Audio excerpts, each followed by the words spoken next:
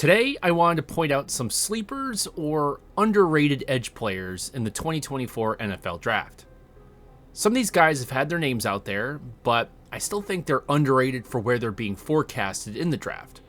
Or some of these guys might be deep cut diamonds you might have never heard of. I got about 14, 15 edge players I'm going to do a brief synopsis on, and then give you a few more to keep an eye on as we get deeper into the pre-draft process. Now, for a quick note, the order of these doesn't mean anything. These are not ranked in any way. All right, let's get started. We've got Richard Jibunor, edge/will linebacker from Troy. He's got 49 tackles this season, 18 tackles for loss, 10 sacks, and 3 forced fumbles. He's 6'3", 230, so really good for that will linebacker role. His 40 is supposed to be in the 4.5s. Quick first step, very flexible, and has decent coverage skills.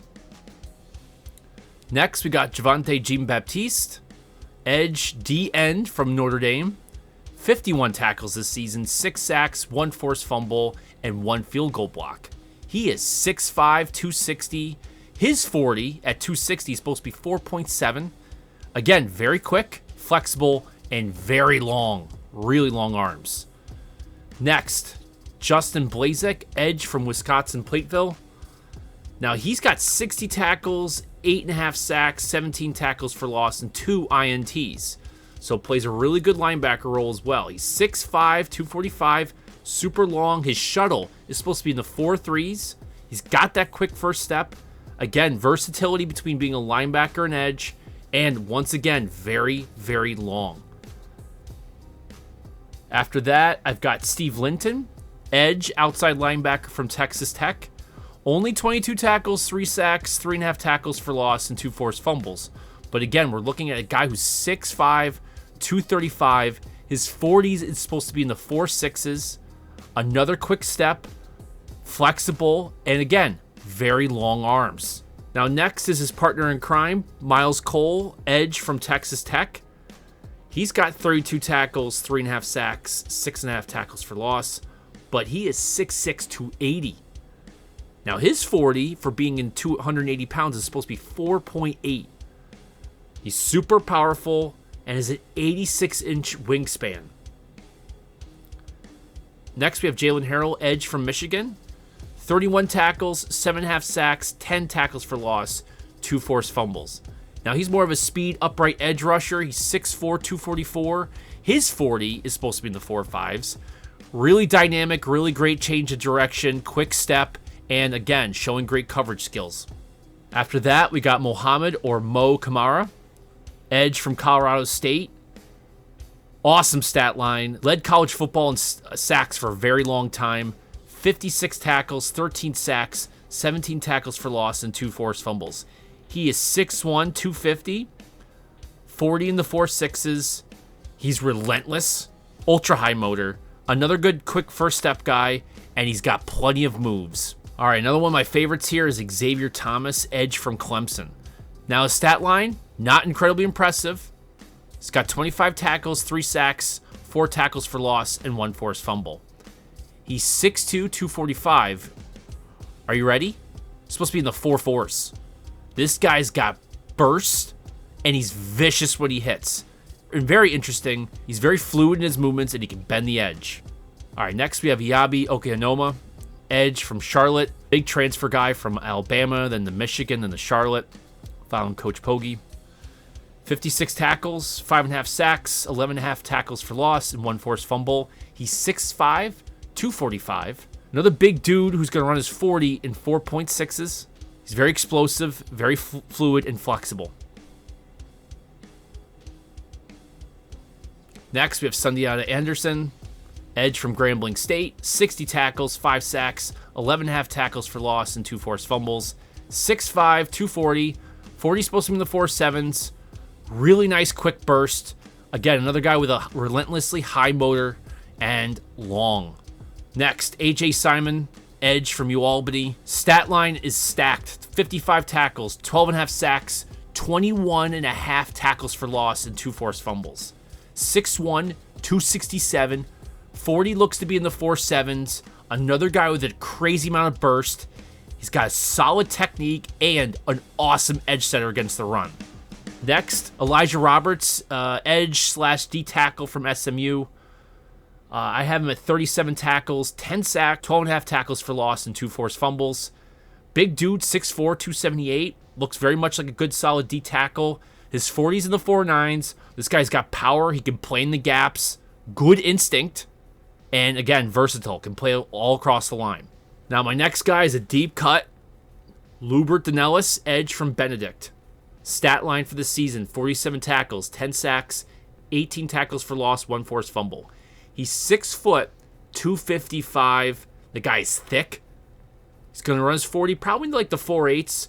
But the power and the pad height allows him just to get under tackles, and he just levers them up, and he can just dip and bend the edge. Would probably be a really great linebacker conversion. All right, last on my list here is Kevin Symes Jr., edge from Southeast Oklahoma State. Yeah, Southeast Oklahoma State. 30 tackles, 8 sacks, 9.5 tackles for loss. He's 6'3", 275. 40s, probably going to be in the 4.9s. But dude, does this guy have the power? He's got plenty of moves, and he's got the frame. The guy just always dominates. Now, after those guys, you should probably keep an eye on Eric Watts from UConn. Big dude, he's like 6'5", 270 out of UConn. Super long. He's got the prototype playing awesome defensive end. He just seems to be a little lethargic and didn't really have a great season.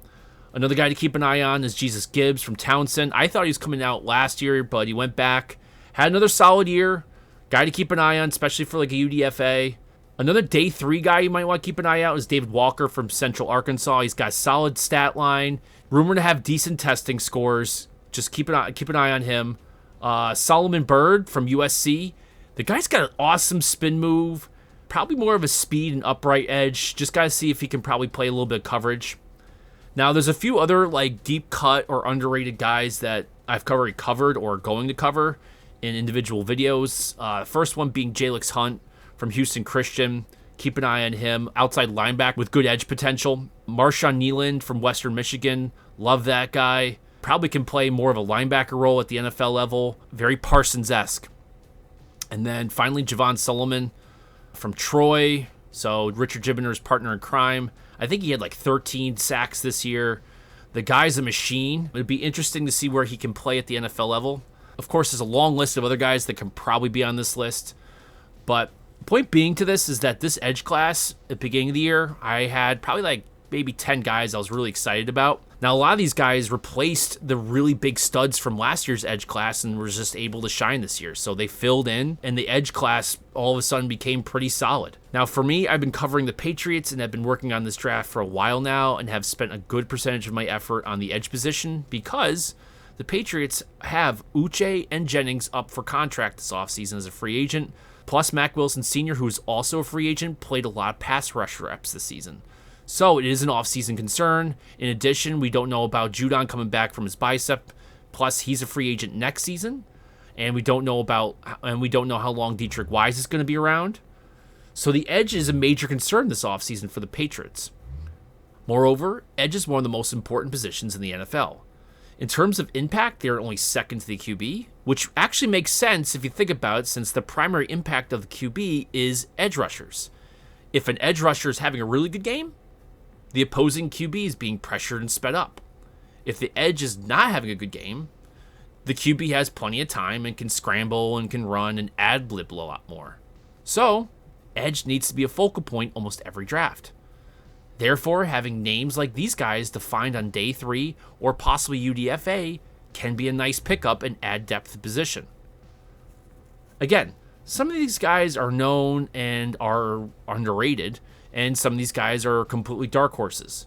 You might be going, we are looking at guys from Charlotte?